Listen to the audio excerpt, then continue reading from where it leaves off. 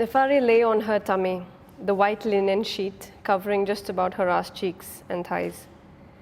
Saturday early mornings were fun, hot dreams and a few solo sessions, before heading out for brunch with the girls. She's never had to work on a weekend. Some of her friends in the corporate world would be jealous of her. But she knows they're more jealous of her lover and the fact that they've stayed together in spite of what her parents did.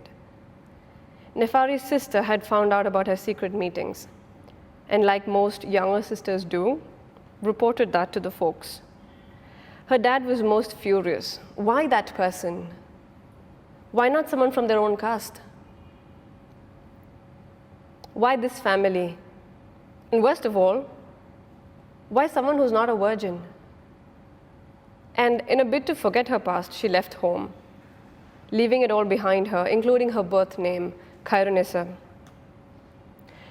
She preferred Nefari, meaning self-sufficient and independent in Arabic. Her eyes were closed. She thought, where's the love of my life? We'd decided today morning would be special.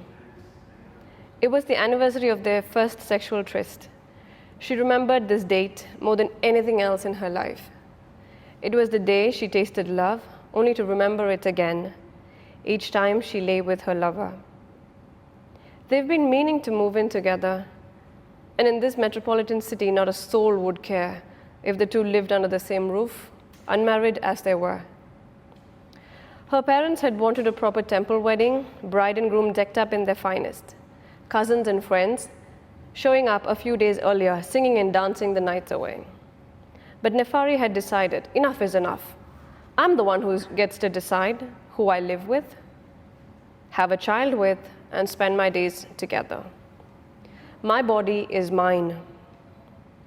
Today was special because the two of them had decided to make up their minds on living together, one bedroom, one kitchen. After all, they'd been spending more time over the weekends traveling to and fro from each other's studio apartments on either side of the city. She was a photographer and her lover a swimming instructor.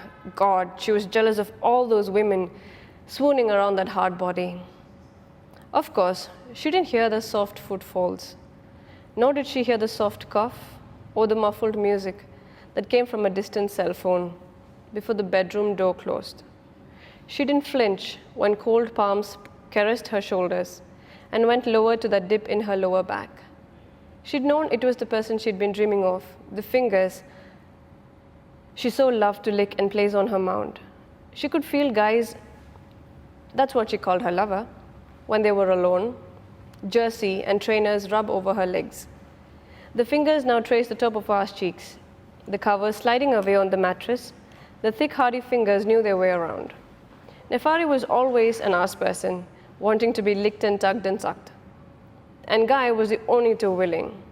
She could now feel Guy take off those work clothes and turned in time just to see the flat abs she enjoyed sitting on, rubbing her wetness over it, rocking her hips, arching her back each and every time.